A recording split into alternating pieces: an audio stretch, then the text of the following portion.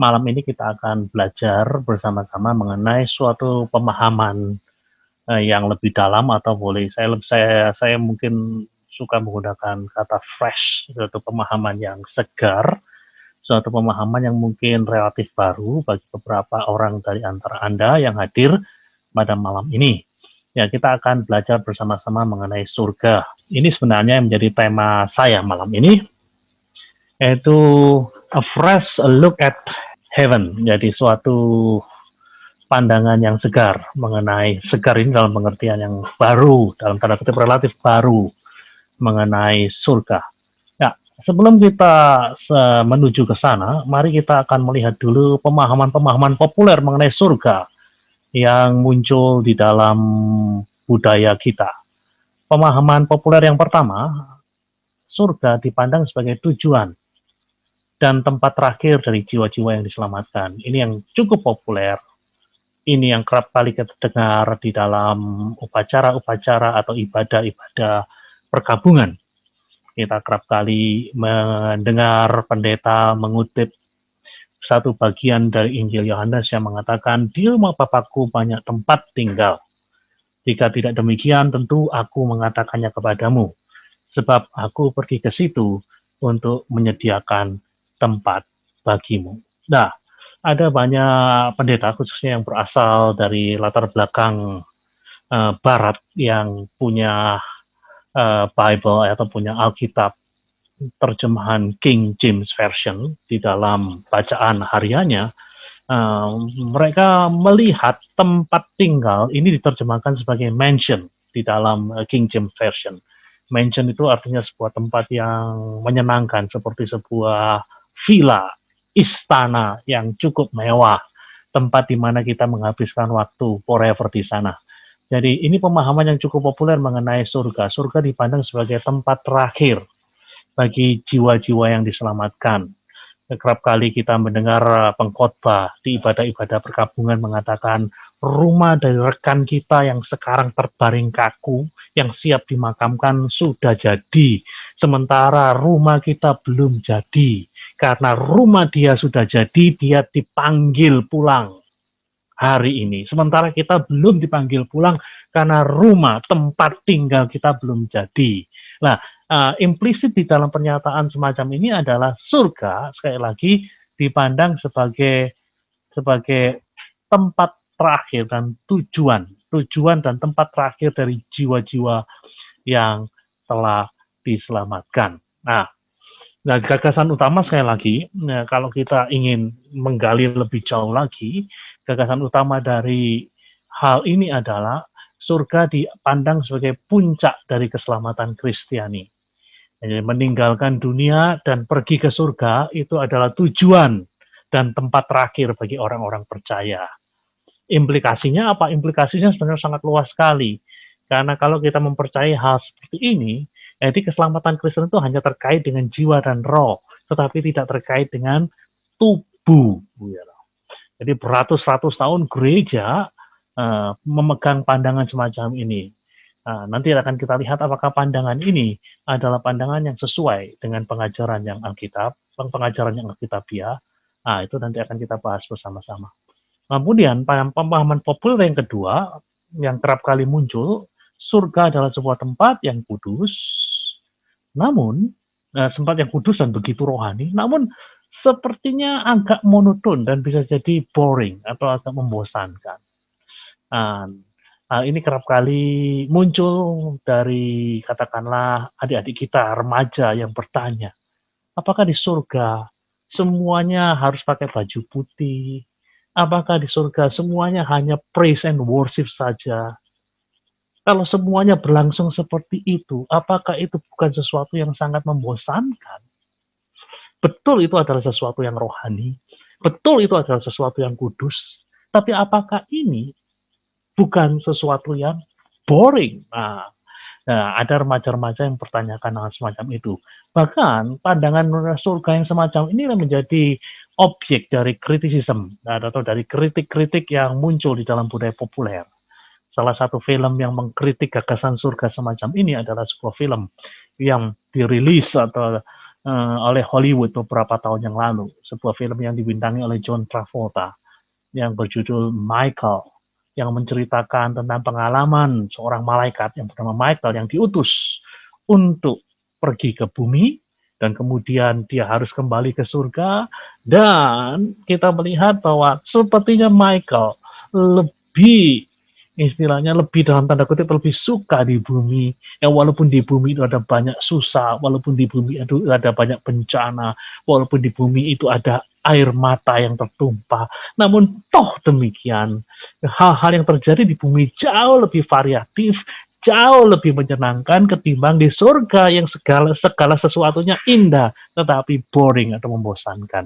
Nah, kurang lebih itulah kritik dari film yang berjudul Michael. Dan sentimen yang sama muncul dari seorang yang namanya Isaac Asimov. Ini seorang penulis fiksi ilmiah yang cukup terkenal di Barat. Dia mengatakan, I don't believe in an afterlife, so I don't have to spend my whole life fearing hell or fearing heaven, even more. For whatever the torture of hell, I think the boredom of heaven would be even worse. Kalau saya terjemahkan secara bebas kurang lebih seperti ini. Asimov mengatakan, aku tidak percaya akan adanya kehidupan sesudah mati.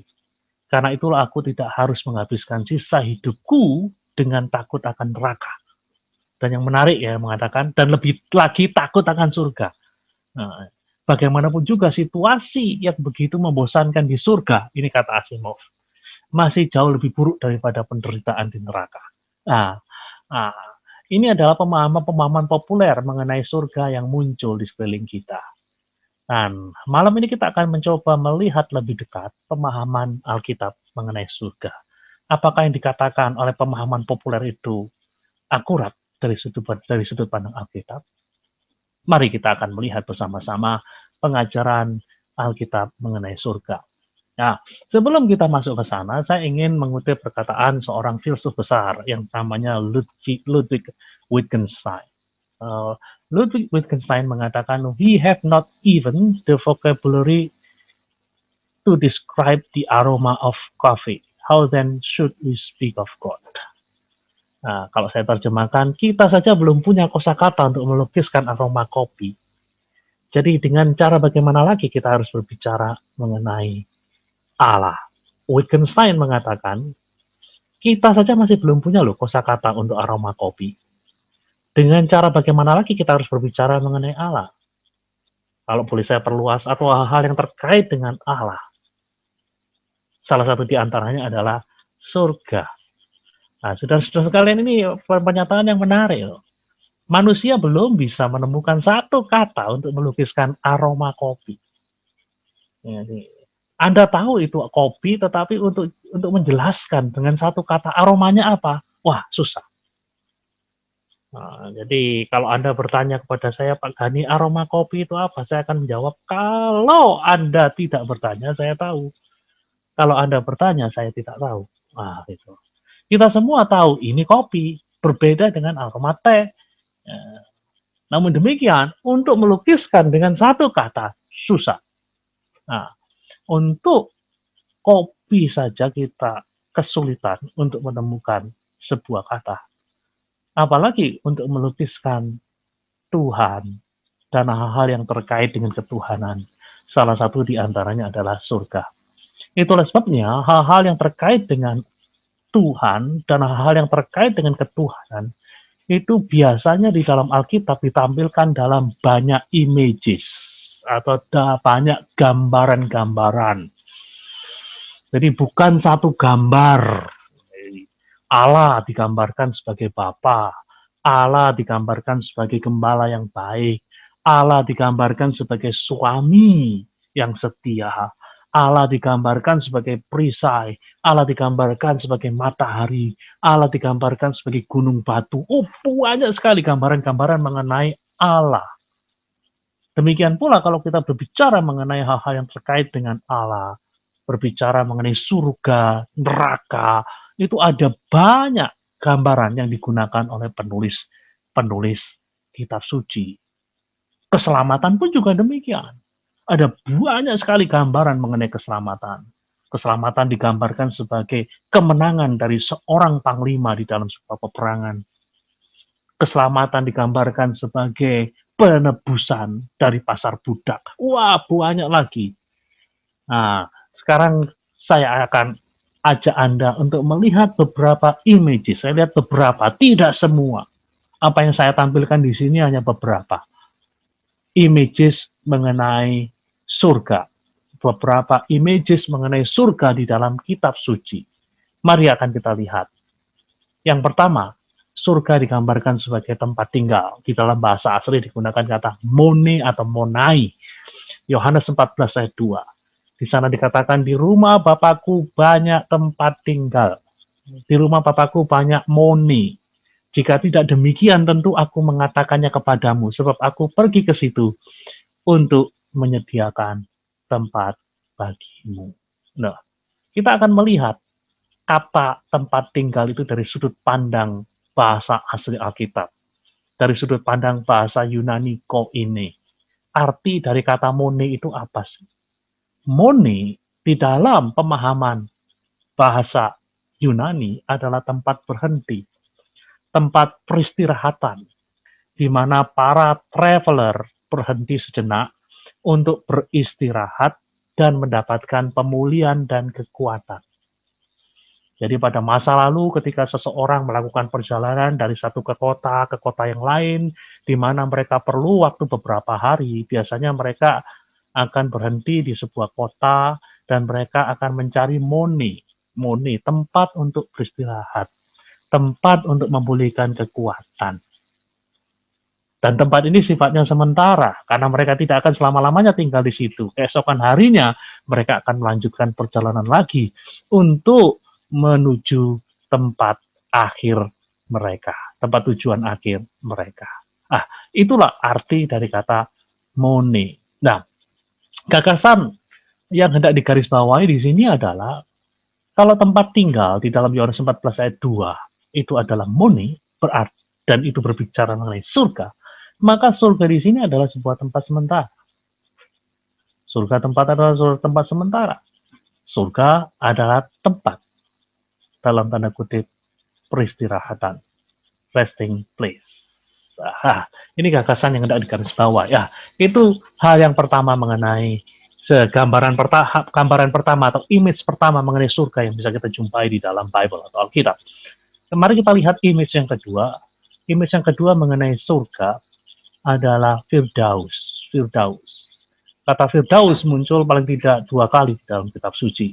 Terdapat dalam Lukas 23 ayat 43 dan 2 Korintus 12 ayat 4. Di dalam Lukas 23 ayat 43 dikatakan, kata Yesus kepadanya, aku berkata kepadamu sesungguhnya hari ini juga engkau akan bersama-sama dengan aku di dalam Firdaus. Itu kemunculan yang pertama, Lukas 23 ayat 43. Kemunculan yang kedua muncul di dalam 2 Korintus 12 ayat 4. Ia tiba-tiba diangkat ke Firdaus dan ia mendengar kata-kata yang tidak terkatakan, yang tidak boleh diucapkan manusia. Ini berbicara pengalaman Paulus. Menurut para penafsir kitab 2 Korintus, ini berbicara mengenai pengalaman Rasul Paulus yang mengalami dalam tanda kutip rapture, pengangkatan, di mana dia berada di dalam surga atau Firdaus. Arti dari kata Firdaus itu sendiri adalah taman tertutup atau taman para raja. Firdaus itu sendiri berasal dari bahasa Persia, Paradeida, yang kemudian dipinjam oleh orang-orang Yunani menjadi Paradeisos, yang artinya adalah taman yang tertutup atau taman para raja. Nah, kurang lebih gambarannya mungkin seperti ini. Ini adalah visual untuk menolong Anda gambaran taman seperti apa. Ya, untuk istilahnya membantu Anda berimajinasi. Di surga, Firdaus adalah taman tertutup atau taman para raja. Model-model seperti ini untuk membangkitkan imajinasi Anda. Nah, yang perlu Anda ketahui, Firdaus di dalam Injil Lukas menunjuk pada tempat kediaman jiwa-jiwa orang mati. Ingat kata-kata Yesus kepada penyamun yang ada di sebelahnya, hari ini engkau akan bersama-sama dengan aku di Firdaus, tempat kediaman orang-orang yang mati di dalam Tuhan. Nah, di sifat tempat itu adalah intermediate, yaitu intermediate state, tempat di mana orang menunggu di antara waktu dia mati dan saat dia akan mengalami apa yang disebut dengan kebangkitan tubuh. Nah, ide semacam ini sebenarnya ide yang cukup dikenal di kalangan orang-orang Yahudi. Di dalam kitab 1 Henok, salah satu kitab yang tidak termasuk di dalam perjanjian lama, tidak termasuk di dalam perjanjian baru, tapi cukup berpengaruh pada abad pertama. Nah, jika pun ada gagasan seperti itu. Jadi jiwa-jiwa orang yang mati dalam Tuhan itu akan masuk di dalam intermediate state. Di dalam hal ini, di dalam Injil Lukas dikatakan intermediate state itu adalah Firdaus. Nah, sementara di dalam 2 Korintus tadi, seperti apa yang dikatakan oleh Paulus, Firdaus sepertinya diidentikan dengan surga tingkat yang ketiga, karena Paulus berbicara mengenai tingkat yang ketiga. Surga sepertinya diidentikan dengan sebuah tempat yang berlapis-lapis. Hal ini konsisten dengan kata samayim. Samayim adalah kata di dalam bahasa Ibrani untuk surga. Samayim, im itu adalah bentuk plural di dalam bahasa Ibrani. Selain im ada od, ya, im, plural. Jadi ini menggarisbawahi bahwa di dalam pemikiran orang Yahudi, surga itu berlapis-lapis, bertingkat-tingkat. Contohnya di dalam kitab 2 Henok, surga itu digambarkan punya 7 tingkat, di bagian yang lain digambarkan punya 10 tingkat. Jadi jangan heran kalau kemudian Paulus di dalam 2 Korintus yang tadi kita baca bersama-sama berbicara tingkat ketiga dari surga adalah Firdaus. Nah, itu bukan suatu gagasan yang aneh. Gagasan yang tidak digarisbawahi dari kata Firdaus ini adalah surga itu adalah sebuah tempat sementara, intermediate state, bukan tujuan akhir sekali lagi. Dan surga adalah sebuah tempat istirahat yang menyenangkan. Ingat, Firdaus itu adalah taman yang tertutup, taman yang indah. Itu gagasan-gagasan seperti itu yang muncul. Nah, dan kemudian image yang ketiga mengenai surga adalah kota Yerusalem baru yang turun dari langit. Ini bisa kita lihat di dalam Wahyu 21 ayat 2. Dan aku melihat kota yang kudus, Yerusalem yang baru turun dari surga, turun dari langit, dari Allah yang berhias bagaikan pengantin perempuan yang berdandan untuk suaminya. Nah, ini kita melihat bagaimana visi Yohanes di dalam Wahyu pasal 21 ayat 2. Ya, visi Yohanes dalam Wahyu 21 ayat 2 digambarkan kota kudus itu akan turun dan menyatu dengan bumi. Nah, dan dalam kiasan ini Anda melihat apa? Anda melihat apa? Puncak dari keselamatan Kristen bukanlah ketika kita terangkat dan dipindahkan ke surga selama-lamanya. Bukan. Nah, yang kita lihat di dalam imagery atau di dalam gambaran yang dikatakan oleh Yohanes di dalam Wahyu pasal 21 adalah surga dan bumi menyatu. Surga turun. Nah, itu loh. Bukan bumi naik, tapi surga turun. Nah, kota kudus itu turun dari langit dan menyatu dengan bumi. Nah, main point dari gagasan ini adalah bahwa keselamatan itu jauh lebih luas dan lebih komprehensif ketimbang menyelamatkan manusia. Surga menyatu dengan bumi. Jadi, surga menyatu dengan bumi. Bumi adalah sesuatu yang bersifat material. Bersifat material. Nah, jadi keselimat dengan kata lain, ketika Yohanes mengatakan kota kudus menyatu dengan bumi, di situ yang hendak dikatakan oleh Yohanes adalah keselamatan itu ruang lingkupnya holistik. Keselamatan itu bukan berbicara mengenai jiwa saja yang diselamatkan, tapi juga tubuh yang diselamatkan.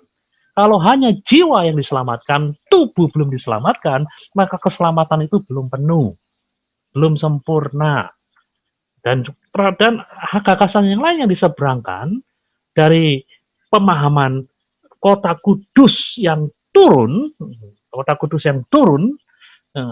dan kemudian menyatu dengan bumi adalah bahwa seluruh tatanan ciptaan yang jatuh itu akan diselamatkan. Jadi ketika kita berbicara keselamatan, kita berbicara bukan hanya manusia yang diselamatkan, tapi seluruh tatanan ciptaan. Seluruh tatanan ciptaan. Jadi bukan manusia semata yang menjadi objek dari keselamatan yang dikerjakan oleh Allah. Nah, dan hal ini jelas, semakin jelas kalau kita membaca di dalam tulisan Rasul Paulus dalam Roma pasal 8. Di dalam Roma pasal 8, Rasul Paulus mengatakan, sebab kita tahu bahwa sampai sekarang segala makhluk sama-sama mengeluh dan sama-sama merasa sakit bersalin, dan bukan hanya mereka saja, tetapi kita yang telah menerima karunia sulung roh, kita juga mengeluh dalam hati kita sambil menantikan pengangkatan sebagai anak, yaitu pembebasan tubuh kita. Roma pasal 8 ayat 22 dan 23 mengatakan bahwa seluruh makhluk, bukan hanya manusia mengeluh. Nah, seluruh makhluk mengeluh. Mereka menantikan saat pembebasan itu. Mereka menantikan saat kesempurnaan keselamatan itu. Nah, jadi kita melihat hal itu semua terrealisasi di dalam langit dan bumi yang baru, ketika surga, kota Allah itu kemudian menyatu dengan bumi. Nah, sekarang setelah kita melihat 3 image itu, ketika kita sudah melihat 3 gambaran tersebut, saya akan membawa Anda pada implikasi dari temuan-temuan ini. Implikasi yang pertama, gagasan surga sebagai tujuan akhir dari keselamatan kita itu perlu dibongkar. Nah, perlu dibongkar. Jadi seperti yang kita lihat tadi, surga adalah sebuah tempat sementara, Mone adalah sebuah tempat sementara, Firdaus adalah sebuah tempat sementara bagi jiwa-jiwa yang telah meninggal. Nah, itu adalah semacam tempat transit bagi pribadi-pribadi yang sedang menantikan kebangkitan tubuh. Dan hal ini jelas sekali kalau kita membaca di dalam Filipi pasal 2 ayat 22-1. Di sana dikatakan sebab keluargaan kita ada di dalam surga, dan dari situ, dari surga itu kita menantikan. Menantikan apa? Menantikan transformasi. Transformasi apa? Transformasi tubuh. Dari tubuh yang hina menjadi tubuh yang mulia. Jadi surga bukanlah destinasi akhir dari keselamatan kita. Destinasi akhir dari keselamatan kita apa? Destinasi akhir dari keselamatan kita adalah kebangkitan tubuh. Tubuh yang dibangkitkan, yang akan terjadi pada saat Kristus datang kali yang kedua. Jiwa-jiwa yang ada di surga disatukan kembali dengan tubuhnya. Itulah yang menjadi puncak dari keselamatan kita. Karena di sini kita melihat aspek spiritual ditebus, aspek material ditebus. Nah, jadi kebangkitan tubuh. Nah, nantinya tubuh-tubuh yang dibangkitkan akan tinggal di mana? Yang akan tinggal di dalam langit dan bumi yang baru. Jadi sekali lagi, surga adalah tempat sementara, tempat transit. Kalau digunakan ilustrasi, contohnya kalau Anda ingin melakukan perjalanan dari Jakarta ke Papua, biasanya saudara akan transit di Makassar. Makassar bukan final destination, bukan tujuan akhir. Makassar adalah tempat transit sementara di sana. Nah, surga adalah tempat transit kita. Final destination enggak. Jika surga bukan, jadi sekali lagi surga bukan destinasi akhir. Jadi surga bukan destinasi akhir. Jadi yang menjadi destinasi akhirnya adalah kebangkitan tubuh dan langit dan bumi yang baru. Jadi kalau digambarkan secara grafis, gambarnya seperti ini.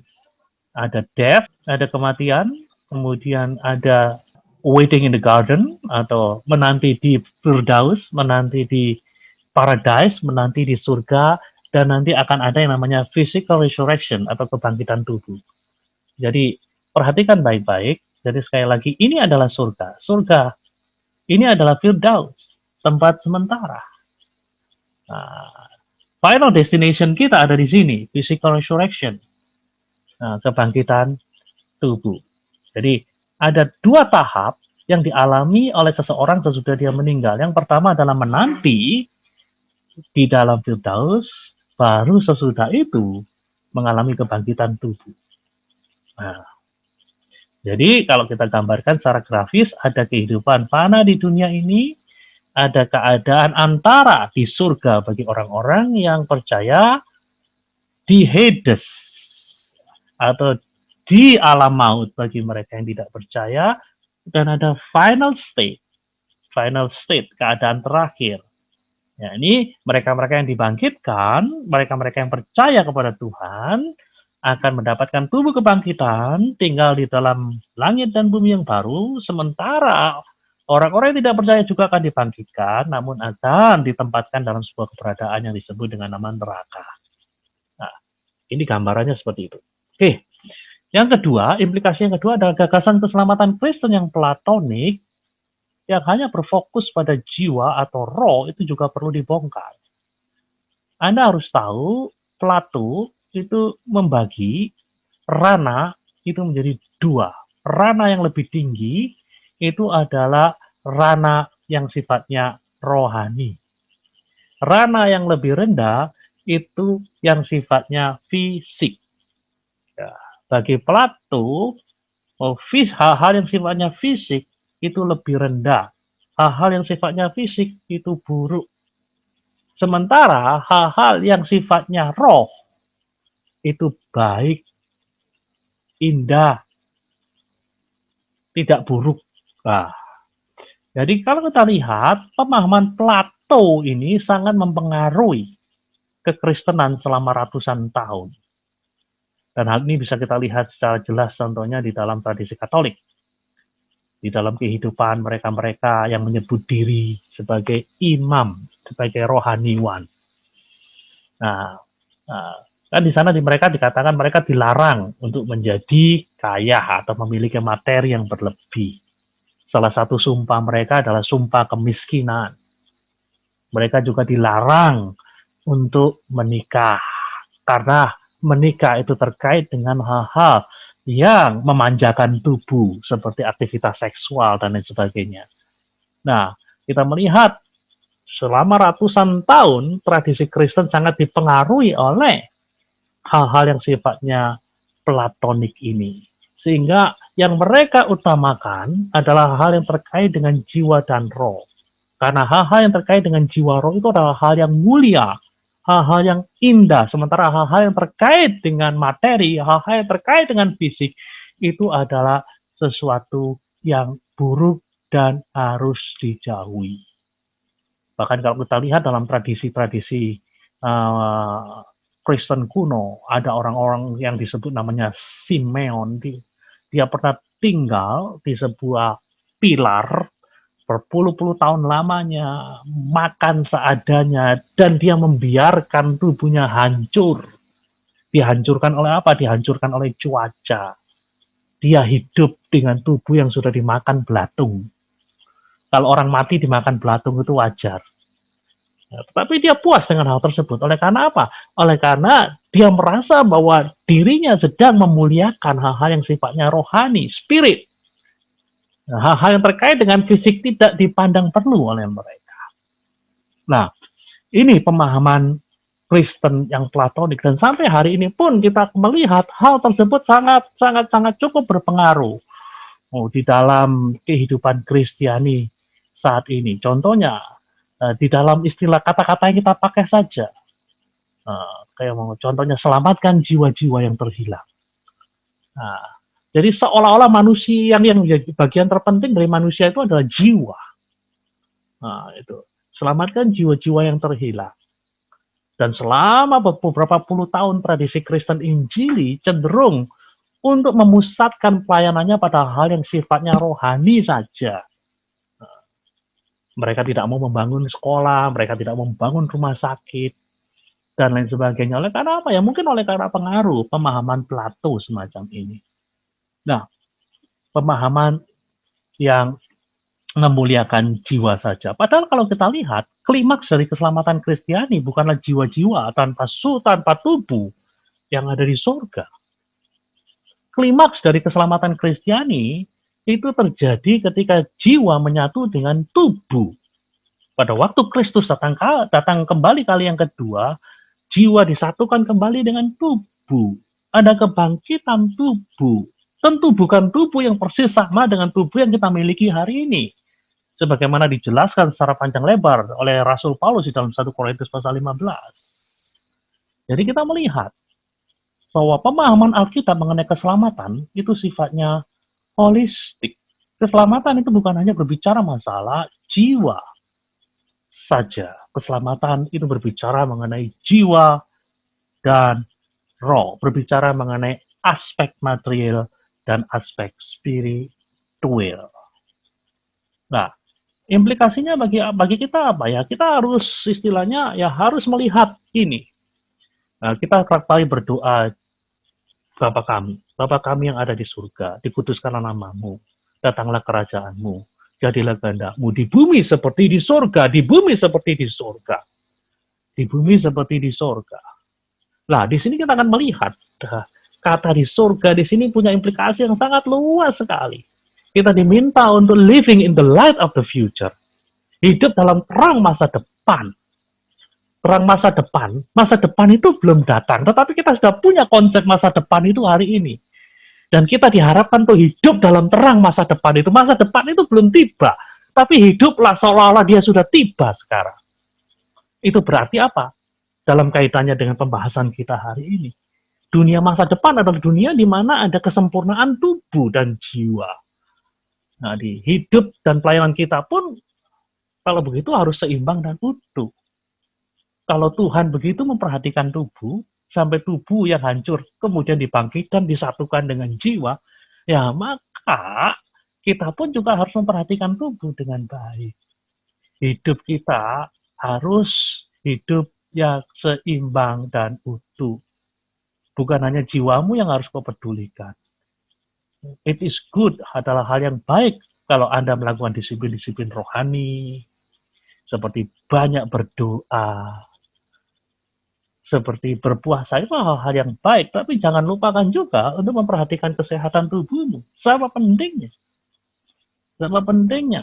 Tubuhmu juga harus kau pedulikan. Tubuhmu harus kau pedulikan. Dan kemudian hal yang kedua, kalau kita berbicara mengenai misi Kristiani harusnya menjadi misi yang holistik, bukan hanya misi yang platonik. Misi yang platonik adalah misi yang hanya peduli dengan keselamatan jiwa, tetapi tidak peduli dengan kesejahteraan. Kesejahteraan apa ya? Kesejahteraan fisik. Dari orang yang kita layani, dari orang yang kita jangkau. Nah, kalau kita sudah memiliki pemahaman bahwa masa depan itu seperti ini, maka seharusnya ya kita hidup di dalam terang masa depan itu. Jadi misi Kristiani kita, pelayanan kita bukan hanya sekedar melayani jiwa, tapi melayani manusia yang seutuhnya. Kita tidak bisa berbicara mengenai Injil secara utuh. Kita tidak bisa berbicara mengenai Injil secara sempurna pada perut-perut yang lapar. Perut-perut itu harus dikasih makan lebih dulu. Dan kita melihat hal itu di dalam pelayanan Yesus. Yesus tidak membiarkan orang-orang yang mengikutinya kelaparan. Dia melipat gandakan makanan dan memberi mereka makan. Di samping dia mengajar. Nah, di sini kita melihat living in the light of the future. Yang ketiga, gagasan mengenai surga sebagai sebuah tempat yang dingin dan membosankan itu perlu dibongkar. Tadi saya mengutip sedikit mengenai apa yang terkait dengan film yang berjudul Michael. Michael yang diperankan oleh John Travolta. Yang isinya sebenarnya adalah sebuah kritik, sebuah pandangan sinis yang mengatakan bahwa surga orang Kristen itu memang kudus, tapi begitu membosankan, boring. Tapi apakah surga orang Kristen itu seperti yang ditampilkan di dalam pemahaman populer? Semuanya pakai baju putih, tidak ada keragaman, semuanya serba seragam. Kalau kita lihat di dalam pemahaman Alkitab dengan lebih dalam, contohnya kita melihat di dalam Wahyu pasal 7, di sana kita ketemu dengan orang dari bangsa, bahasa, suku yang berbeda-beda memuji dan memuliakan Allah. Perhatikan, yang ada di sana adalah keragaman, bukan keseragaman. Nah, dan di sini kita melihat bahwa surga yang biasanya ditampilkan di dalam gambar-gambar itu kok gak sesuai ya dengan apa yang kita lihat di dalam Bible. Di dalam Bible yang kita lihat adalah Alkitab itu sangat variatif, penuh dengan keragaman. Nah, jadi kerap kali orang memahami bahasa-bahasa Alkitab secara harafiah. Ketika mereka melihat orang pakai baju putih, nah, mereka tidak memahami bahwa ini adalah bahasa-bahasa simbolis. Putih melambangkan kesucian, kekudusan, kesempurnaan. Dan kemudian mereka mengharafiakan, oh, bahwa nanti di sana hanya ada itu, di surga hanya ada praise and worship, tidak ada yang lain. Tapi apakah hanya seperti itu? Saya pikir tidak. Ada banyak pakar-pakar teologi yang dengan berani berkata, ada begitu banyak variasi, ada begitu banyak kreativitas, ada begitu banyak inovasi yang bisa dilakukan ketika manusia berada di dalam kekekalan. Kekekalan bukanlah sesuatu yang boring, bukanlah sesuatu yang membosankan. Kalau ada pertanyaan, apakah ada kerja di surga? Nah, saya yakin, why not? Gitu. Jawaban saya, why not? Kalau kita kembali kepada Alkitab, kerja ada sebelum manusia jatuh ke dalam dosa. Nah, dosa membuat kerja jauh lebih susah. Nah, itu masalahnya. Tetapi, sekali lagi saya ingin mengatakan, kerja bukanlah akibat dari dosa. Nah, kerja pada dasarnya adalah sesuatu yang baik. Ya. Nah, jadi, apakah di masa depan akan ada kerja? Saya mungkin akan mengatakan, I think so. Saya pikir demikian. Demikian pula, seperti yang pernah saya bahas secara khusus, we will play in the heaven. Kita katakan bermain di surga. Nah, itu. Nah, jadi ada banyak hal. Jadi kita harus istilahnya memulihkan gagasan bahwa surga adalah sebuah tempat di mana manusia dapat mengembangkan kreativitasnya secara sempurna.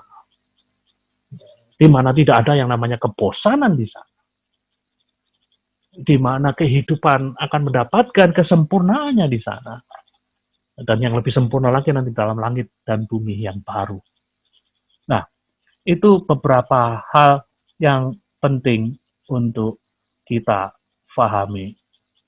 Sebagai penutup, saya ingin mengatakan mengasosiasikan surga hanya dengan praise and worship dan keseriusan saja, namun nihil dengan aktivitas-aktivitas lain seperti kerja, bermain, bercanda, bisa jadi misleading, membawa kita kepada pemikiran yang keliru.